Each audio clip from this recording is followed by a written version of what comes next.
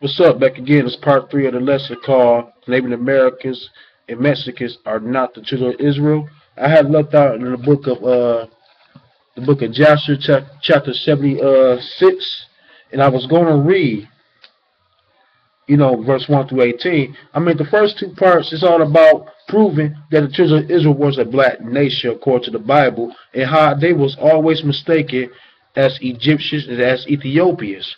Because, like I said, it's camps out here teaching that they talking about that the Spanish and Native Americans are the 10 tribes, and not all the children of Israel. Or it's silly to think that all the children of Israel were Negroes, and we can read throughout the whole scriptures in history that the Shemitic nation was a black nation, and that means that all the children of Israel that came out of the Shemitic nation were all black, all 12 tribes. Just like the Ishmaelites, and they 12 sons, the 12 princes was all black as well, including Esau too, by the way.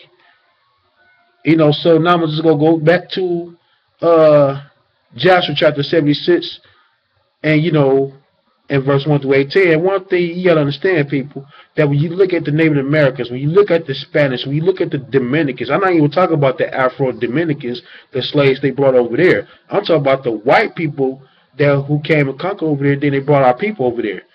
In the Mexicans, when you look at these people, these ethnic groups, man, they don't look none like no damn Ethiopians. They sure as hell don't look like no Egyptian. They don't have woolly nappy hair. And they don't fit none of the description of how the children of Israel look.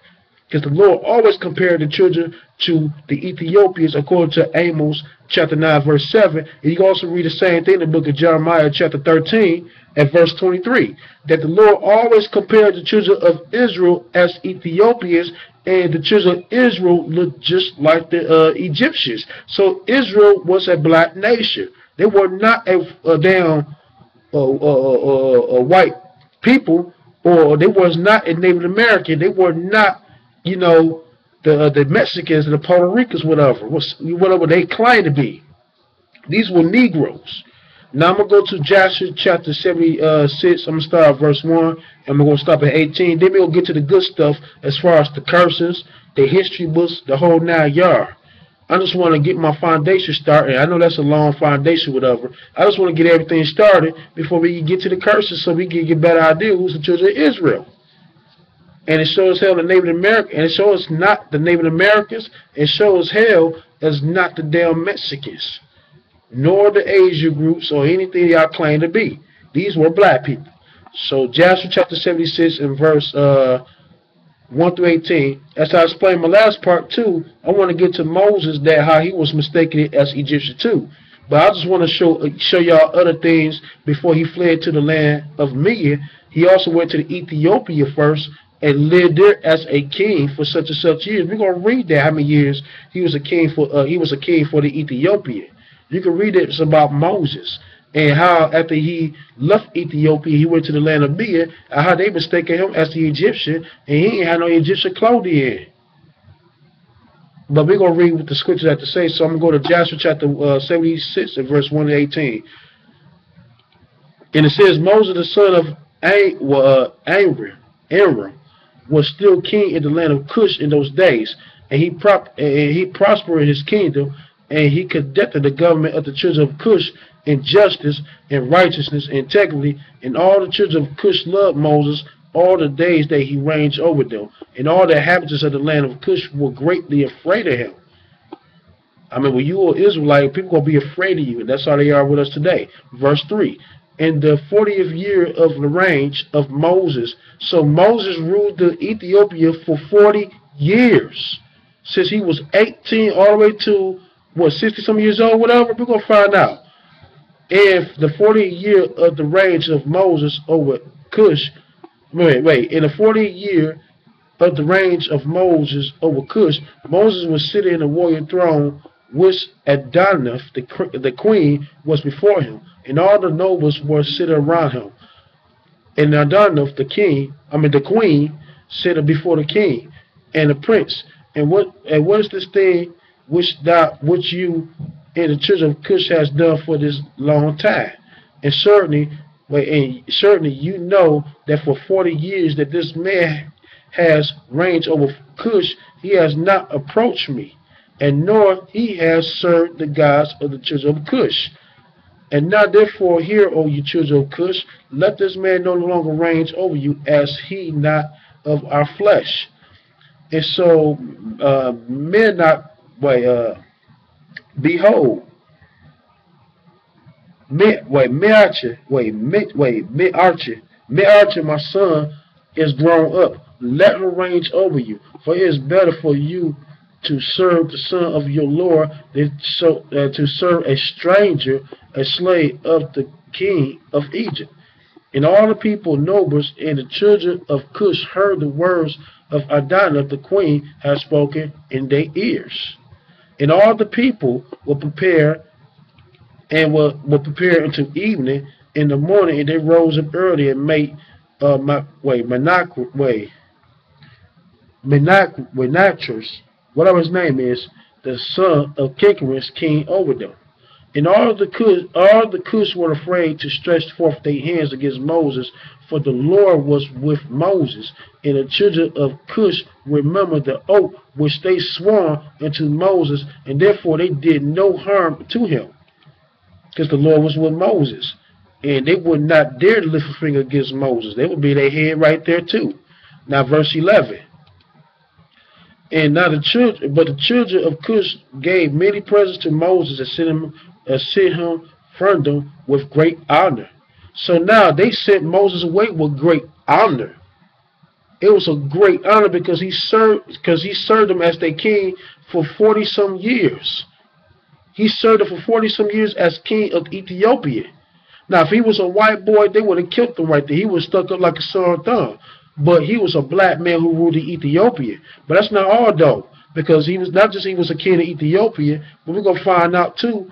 We just found out that he never slept with the Ethiopian woman. He never wanted to approach to her, and she was pissed off about that for 40 years.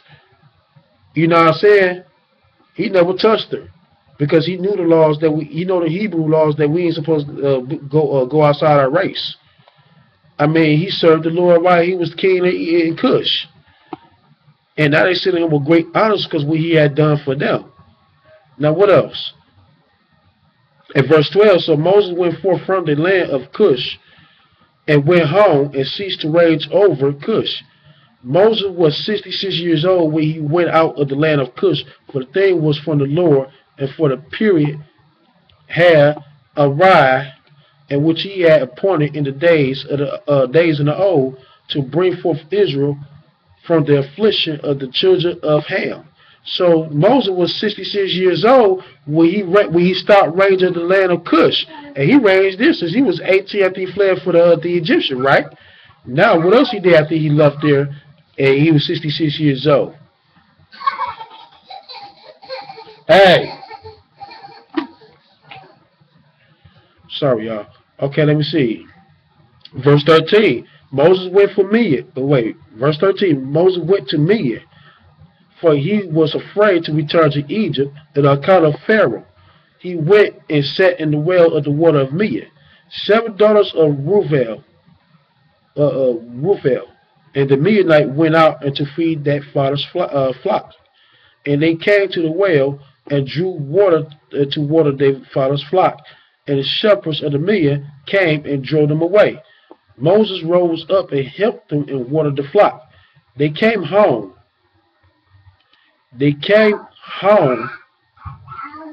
To their father Reuel, and they told him that Moses did for them.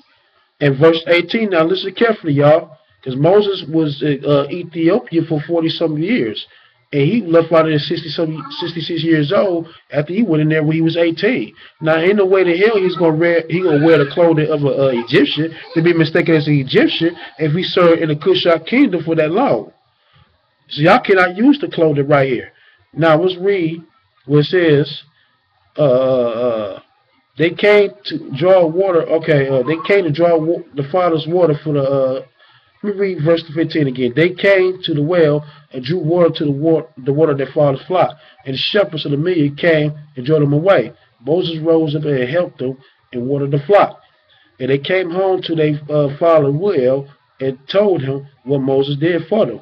And they said, an Egyptian man has delivered us from the hands of the shepherds, and he drew the water from us and watered the flock. Let me read verse 18 again. Then we'll go back to Exodus and it's going to say the same thing. Because they said that the Egyptian had delivered us and helped us. So why they mistaken Moses as the Egyptian? And please, I hope y'all don't be that stupid talking about he had on clothing. And I just read that he was the king of the Ethiopians for 40 years, and he left out of there when he was 66 years old. So he never wore the clothing of the clusters of the Egyptians for that long. He walked out of there. So in a way, I can use that he wear the clothes of the Egyptians. No, he was black as hell. He was black, just like Joseph was black, just like the 12 sons was black. That's why they all was mistaken as Egyptians, because they was a black race of people. Let me read verse 18 again. And they said, an Egyptian man had delivered us from the hand of the shepherds, and he drew the water from us and watered the flocks. So Moses was mistaken as Egyptian. Now, can y'all look at the Native Americans and say that they look just like the Egyptians, even though some of them was dark, because they got hell's blood in them. But do they look just like the Egyptian with the straight, silky ass hair? No, they don't. They don't even look close to no Egyptian. Do the Mexicans and Puerto Ricans look like the Egyptian today? No, they do not. They look more like Asian than they do African. Look at their eyes and see those Mongolia eyes, the slanted eyes. All of them look Asian, man. So that should tell you right there that all 12 tribes was mistaken as Egyptians because they was black. Now I'm going to go back to the book of Exodus chapter 2. We're going to read the same thing like I just read in the book of Joshua chapter 76 and verse 18. Because he was mistaken as the Egyptian. And we can read the same thing in the book, the Bible.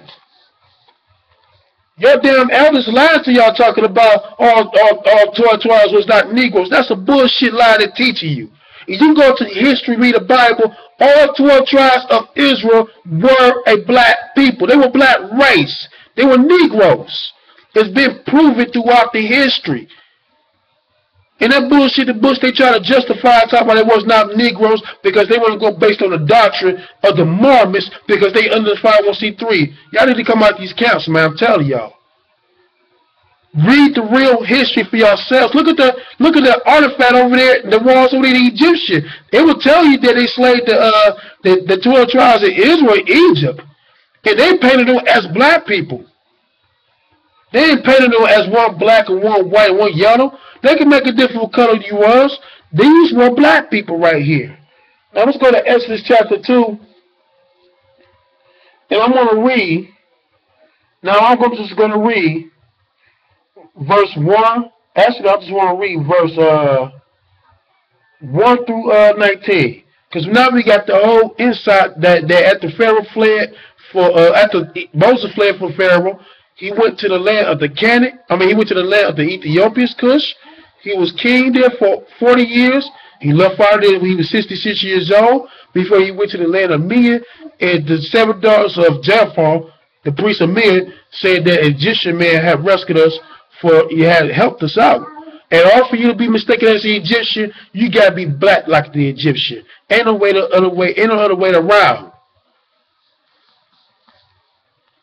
And I guarantee you, once these people realize that, they came to the truth. They came to the truth, claim to believe in the truth for the wrong reason. Just the fact that they believed that the Mexicans was Israel, so they could justify marrying their race, because deep down inside of them, they really hate the black woman. And the same thing the sisters. They really hate the black man. And I blame these elders and these camps, though, that God has not sent them to teach our lives. That's why they always talking about people going to be put to death. The GMS, everybody was talking about everybody going to be put to death because they don't believe in that damn false doctrine. Y'all niggas going to be the ones going to be put to death. And the Lord's going to make great examples of y'all when that damn martial law come and get y'all asses. And for all the lies y'all teach our people, y'all going to be examples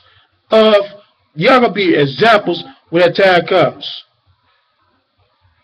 And y'all got a half-breed over there in New York teaching y'all. Y'all brothers need to repent, man. Come out these camps, though, bro. Y'all need to come out these camps.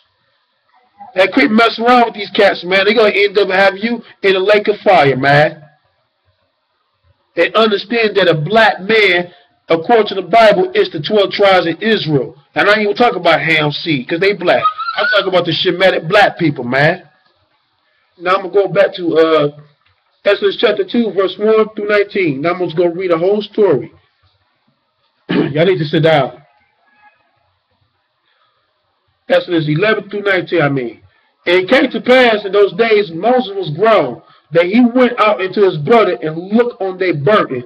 He spied the Egyptian smiting the Hebrew, one of his brothers. Now we know the whole story, that the Egyptian now, according to the book of Joshua, that it was smiting his Hebrew brothers because he had tried to sleep with his wife and ended up raping her while he was tied up.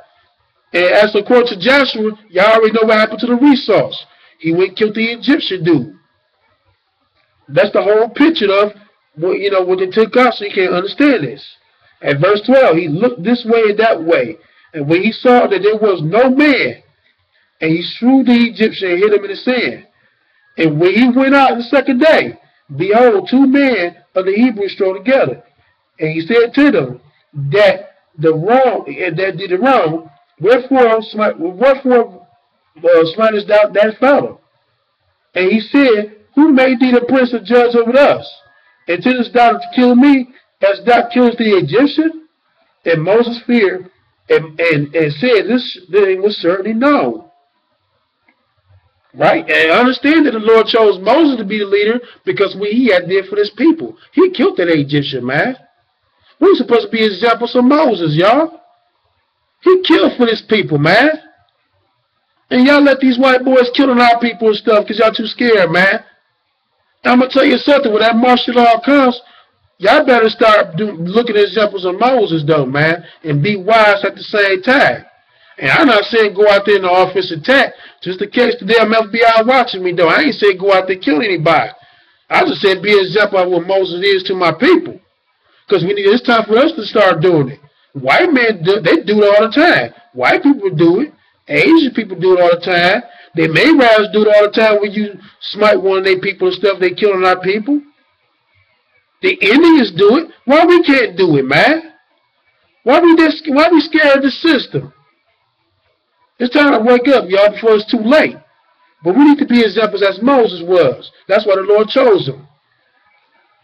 For what he had done. Verse 15. And now Pharaoh heard this thing, and he sought to slay Moses. But Moses fled from the face of Pharaoh, dwelt in the land of Midian. Now, we just read now, before he went to the Midian, he dwelt in Ethiopia first for 40 years. Then he dwelt in Midian. And nothing changed what Joshua said, what the Bible say.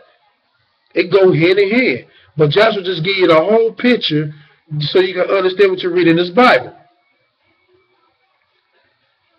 Excuse me. And so he sat in the well, he said by the well. So the priest of Midian had 7 daughters, and they came to draw water and filled the jars to the water of their father's flock. Verse 17, the shepherds came and drove them away. But Moses stood up and helped them and watered their flock. And they came to Ruphael and their father. He said, how is that that ye come so soon today? And they said, the Egyptian had delivered us out of the hand of the shepherds, and also drew water enough for us, and watered the flock. And don't change what the book of Joshua has said. So more likely, Moses was mistaken as an Egyptian. Just like the 12 sons, the 12 tribes was mistaken as Egyptians because they was a black race. The Lord always compared the children of Ethiopia as to the children of Israel because they were black nations. Now, since I got all that locked down as far as the color of the children of Israel and proved that they were black people, now let's go to prophecy. Let's go to the full stuff. Let's go to the list of the curses. Because that's something that they always get this messed up. Talk about the Indians lost their land to the white man and they Israelites because of that. That's some bullshit cop-out right there, man. Because you got white people lost their lands against their own people. That's why they came over here, because their king was testing them. Over in England. When you look at the history of England, how the king was testing their people, the people got tired and they were suppressed by their own people. But the question is, did that make England, does that make some of the people England Israelites? No. Look at the Chinese and how the Japanese persecuted them, took over their land. Does that make the Chinese Israelites? No. What about the fake Jews over there in Germany? When Hitler was killing and exterminating his own people based on political reasons, which is we going through today. Does they make them the Israelites in the Bible? Hell to the no. Japhet always oppressed their own people. But one thing they would not do the things to their own people the way how they did us Negroes, the way how they did us Negroes during slavery when they brought us over here.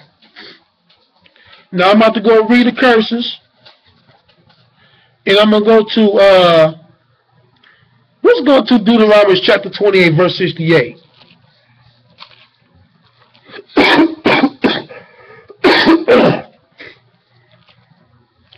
Deuteronomy chapter 28 and verse 68.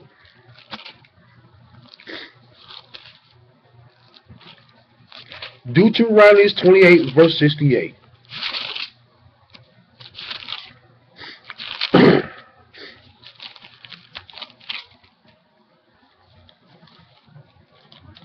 Verse 68. Deuteronomy 28 and verse 68, y'all. And it says, and the Lord shall bring thee into Egypt again with ships, by the word whereof I spake unto thee. Thou shalt see it no more again. And there you shall be sold into your enemies. For bondman and bondwoman, no man shall buy. You. I'm going to stop right there. Nowhere in history that the Indians came over here in slave ships the way black people came over here in slave ships according to Deuteronomy 28 chapter. Nowhere in American history that the Indians was brought over here by white people in slave ships. You're not going to find that nowhere in the Bible. And this prophecy fit Judah because according to the book of Joel, that Judah was the only tribe was sold to their enemies all around the world. We're going to read that. Matter of fact, I'm going to go to the book of Joel. Since I'm already in Deuteronomy 28 verses 68, let's go to Joel chapter, I think chapter 3. Yeah, I think it's chapter 3. Joel chapter 3.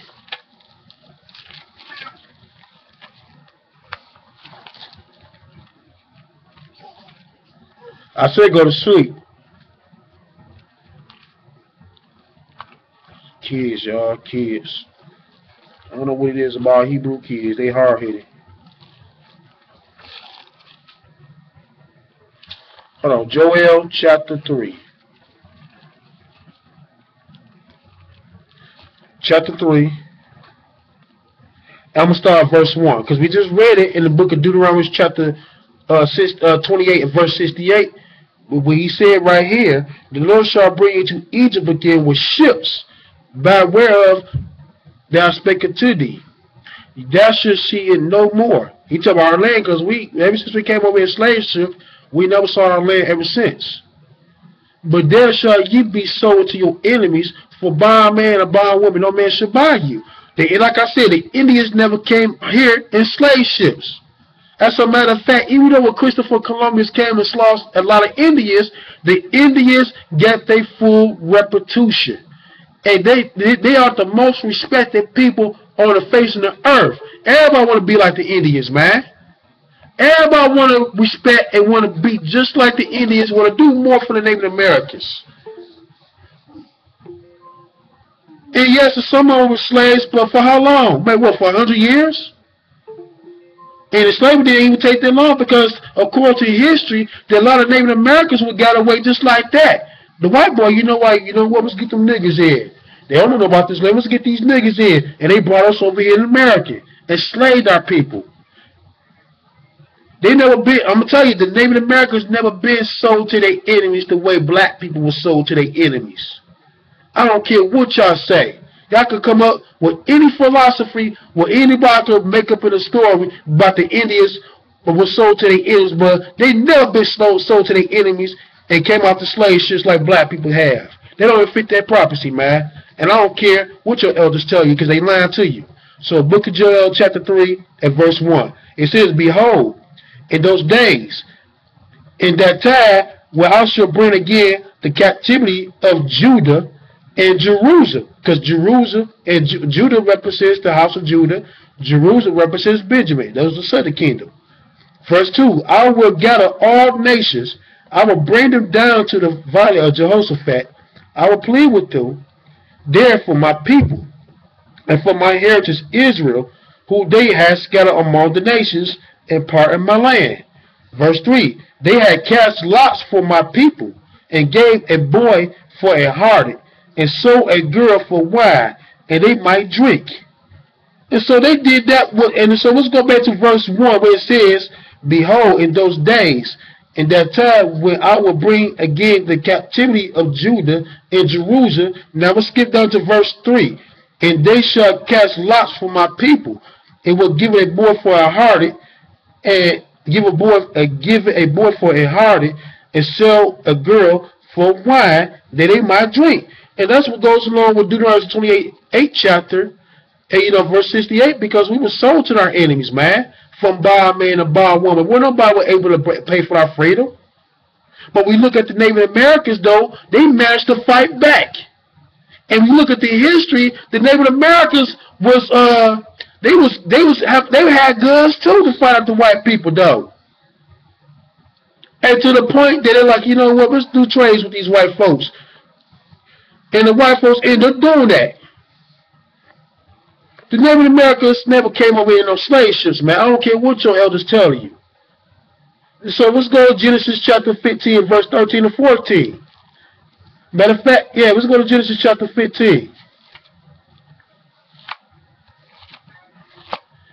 Because when we came over here in slave ship, we came over here for 400 years. And you never hear no Native Americans came over here on slave ship for no 400 years. That's what the Bible has proved. But throughout the history, they teach us that we've been slaves for 400 years. But you're not going to read that about any other people except for black people. Mexicans never been on slaves for no damn 400 years. Hell, we were slaves in Mexico too. They made us pick oranges. Just like these crackers made us pick cotton. It's like Geronimo and Nightwolf, made us pick cotton too, whatever. The Indians slaved our people too, man. We're going to read that in history. We're going to read that in history. I'm going to prove it. So let's go to Genesis chapter 15 and verse 13. It says, he said to Abraham, know for certain that thy seed shall be strangers in the land which is not theirs, and they shall serve them, and they shall afflict them for 400 years. I'm going to stop right there. The Lord said that Abraham's seed was going to be slaves for 400 years. So who was the seed of Abraham who was slaves for 400 years? The children of Israel, because of disobedience. Matter of fact, I explained that in my last video that the Gentiles that Christ came for were the Israelites. And I explained that only, Abraham's seed was called strangers, and they was the only ones enslaved for 400 years. But the thing is, though, the Indians, the Mexicans, the Puerto Ricans, the Dominicans, the white people, they've never been slaves for no 400 years. They were our oppressors. And matter of fact, when the first slaves came to South America, though, they was oppressing us then. And they was oppressing us by Colombians and them, and we was being oppressed by the Indians there, as well as white people, man. We are here. Just read our history. So let's go back to Deuteronomy 28 chapter, man.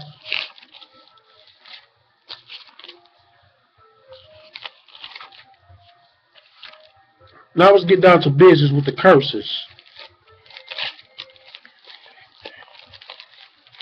Deuteronomy 28 chapter and verse 15 through 19.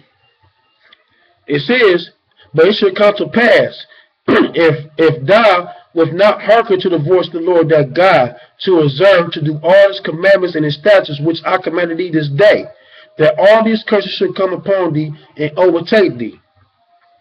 Curse should that be in the city, and curse should that be in the field. Now, I'm going to stop right there. This curse don't fit the Indians. Because we go to the Indian neighborhoods and the territories, they live clean. They live better than we live in. I mean, they take care of their community. They look out for each other. You don't hear no crimes like that about the Native Americans. You might got some in the concentration camps, but hell, that's the Lord about to judge for what they did to our people. Where they play as bounty hunters and put it, and and send us back to our slave masters and did us wrong. The Lord just returned the favor to them what they did to our people. We look at some of the Native Americans in these concentration camps, but majority of them live comfortable. They own casinos. They go to school for free. They get free food stamps. Hell, even Obama made an announcement about the Native Americans. You never hear about him making announcements about our black people. You know what I'm saying? The Indians, the Native Americans, are the most respected people. The Mexicans, look, they can go back into their country, man. They not poor. They never lost their land. They got their pesos, their little money they got. They got the military over here. These damn Hispanic people are the ones that sell the drugs to our black neighborhood and get rich out of us while the government buy for them to bring to our neighborhood. So how the hell could they fit the curses of Deuteronomy the 28th chapter, but when you go to that Hispanic hood, like for example, I'm going to give you a perfect example. I'm from Detroit, Michigan. For most of y'all know me, I live in Detroit, Michigan. I'm in Detroit, Michigan. We got Southwest Detroit, right? That's the Mexican town. When you go to Southwest Detroit, Michigan, compared to Detroit, Michigan, where black people live in, when you see it on the news on Americans, they never talk about Southwest Detroit. Why? Because when you go to Southwest Detroit, man, you'll think you're in a suburb somewhere, man. Because guess what? Them damn Mexicans, look, they take care of the community over there in Southwest Detroit. It is clean. They own all kind of businesses. You don't go find one abandoned building over there in Southwest Detroit. Why? Because the Mexicans gonna use that building and they gonna open shop and they gonna turn that abandoned building into a restaurant. And believe me, they got a lot of Mexican restaurants over there, and they get paid good over there. But when you go to the city of Detroit, man, where Israelites, it says so-called black men and black women, we don't have one type of businesses. When we do, it don't last for a month. But you got all these damn Indians, you got all these Mexicans, you got all these Arabs opening shops in Detroit in strip clubs. But when you go to the white neighborhood, when you go to the Native Americans, when you go to Southwest Detroit, Michigan, you hear me? You're not going to find a strip place over there. Not one. But when you go to the black neighborhoods in the city of the United States of America, you're going to find thousands of liquor stores, thousands of strip places, thousands of casinos in our neighborhoods. Mostly it's owned by the Native American, Mexicans, and white men and Arabs. Oh, not to mention in the Asians, the Koreans, and Chinese. Go to their neighborhood, it don't look none like no damn Detroit. It don't look like no damn Chicago or New York or anything where black people live at. It don't look like none of the ghettos where we living at right now. So how the hell can the Native Americans fit the profiles of the curses and they got full restitution? They own lands. See, your elders don't want to talk about that, but they so busy want to date and marry these Indian women because they look good and they some freaks. But they don't want to talk about the real stuff that the Native Americans get paid. They go to school for free and get scholarships for the rest of their life. And that's why you see a lot of Indian doctors. That's why you see a lot of Native Americans become doctors as well as the East Indian doctors that come over here. In Detroit, you got a bunch of Native Americans on ice cream shops, man. They get rich every day out of our daughters, man. But these damn jackass pastors and y'all camps teach you, talk about the Mexicans and the Native Americans are the children of Israel. But when you look at the neighborhoods and the businesses that the Native Americans and Mexicans open, they don't fit none of the curses of Deuteronomy 28th chapter, man. Not close, man. Not even close. Well, they've been oppressed by the police. So what? The Asians been oppressed by the police too. White people right now have been oppressed by their own people. Y'all watch the news lately? But black people, man, we do not get no justice whatsoever. But everybody else does. Now let's go to matter of fact, let's read verse 16 again. Cursed should that be in the city, and cursed should that be in the field. Right? Cursed should that be in that basket, that store. Cursed should that be in that fruit in that body. The increase of that land, and the increase of that kind, and the flocks of their sheep. Cursed should that be when it goes in, comes in, and cursed should that be when it goes out, man. The Native Americans ain't got no problem. Right now, I'm in Marysville, Michigan. We got this dude who's a Native American. He walking around here like he own everything, man. And not one time the police mess with this dude. But I drive around to a supermarket or whatever, I get pulled off for being black. What's up with that? Doing speed limit and stuff, what's up with that? The Mexicans will drive crazy and stuff. The police don't mess with them, but they see an Israelite brother like us, they put us over. Woo! Driver's license and registration, man. Where you been? You got drugs on you? You don't see them do that to the damn Spanish. You might got some dudes for the. You might see the police put over some of these young Hispanic dudes because they be acting crazy though. But they're not going through as near as the things as black people going through. Hell to the no. BS though, man. Your elders teach y'all lies right there. They teach y'all BS lies. Then the Native Americans know who they are. They could go back to Russia. That's where they actually came from. They came from Asia. Over there in Siberia, Russia, which is top of Mongolia country, which is right there in China, and that's to Eskimos, which is at Arctic Ocean. That's where your Native Americans came from, over there, Siberia, Russia. We're gonna read the history where they came from, because it's another lie they like to teach too. Talk about America is Africa because the land never been populated, but they fail to understand that Native Americans been over here ever since the 1500s BCE, a lot longer than that. Now let's skip down to verse 38. Verse 38, and it says right here, thou should carry much seed out into the field, and should gather but a little in, for the locust should consume them. Thou shalt plant vineyards and dress them, but neither shall drink of the wine, and nor gather the grapes of the worm, and gather the grapes, for the worms will eat them. Right? What else it says right here? I'm gonna start right there. So when we were slaves over the American black people, did not black people pick cotton, and we picked the tobacco, and everywhere we were slaves around the world, especially Mexico, they forced us to pick oranges, but we did not get paid for that labor. But our oppressors lived out our sweat of our blood and our labor. Did they not did that in history? While we pick all the cotton and tobacco and stuff like that, but you had the Native Americans, you had the white people, Europeans, you had the Mexicans living out of our labor today. And to this day, they do the same thing. And that's why white people are so rich right now, because the blood of the Israelite slaves. That's why Native Americans is getting rich and they live good in the casinos, because that's based on the blood of our people, the black people. That's why the Mexicans over there in Mexico, in some parts is beautiful, because our people over there in Mexico, slaves over there, made that country beautiful. And them damn white people, the white Mexicans, is living out of the labor of our slaves, of our ancestors.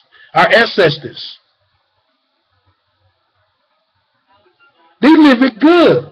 But what about our reputation, our reparation? We ain't got our reparations since the cattle slavery ended. So that just tells you right there that the Native Americans, what did the Native Americans pick up the cotton? You're not going to read that in history that the Native Americans picked cotton for 400 years, or tobacco, oranges. You're not going to hear about the Mexicans pick oranges. And I'm sick and tired of people talking about the Mexicans, the white Mexicans were slaves. No, they wasn't, because those white Mexicans was the ones who run Mexico, and they was the ones that slaved our people.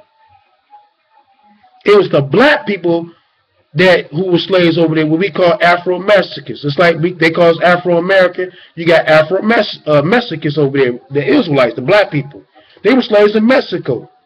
Made us pick cocaine and sugar cane and oranges all day and why they live out our sweat of our blood and stuff and our labors. And we don't get no type of good treatment over there either.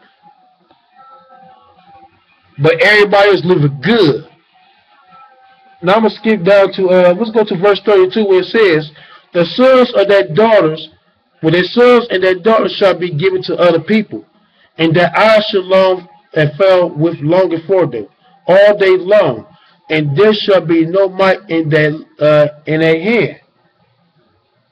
Verse 33, and the fruit of their land, and all their labor shall a nation which thou knowest shall eat up. And thou shalt be only oppressed and crushed always. Verse 34, so that thou shalt be mad for the sight of that eyes which thou shalt see. Like I said, when they brought us over to slavery, did they not auction out our black women and our daughters and our sons, including our fathers? Yes, they did. You never hear that about the Native Americans being auctioned out like a damn car. You so never hear them Mexicans be auctioned out. But you know why? Because the Native Americans and the Mexicans, and this is history right here, they was the one, they was buying their slavery, they was buying their slaves next to the Europeans. The Native Americans was buying their slaves for their damn tribes and little nations too, next to the Europeans. They was all doing business together against our people. This is history right here. And I'm gonna go to a few laundry list of curses. Then we'll go to the history books to prove this. What else? Matter of fact, what else, man? Let's go to verse. Let's go to verse.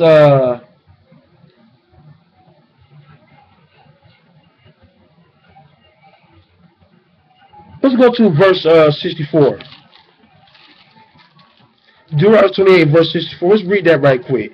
And the Lord shall scatter thee among all people, from one end of the earth even to the other, and that thou shalt serve the other gods, which neither thou and nor thy fathers had not known, even wood and stone.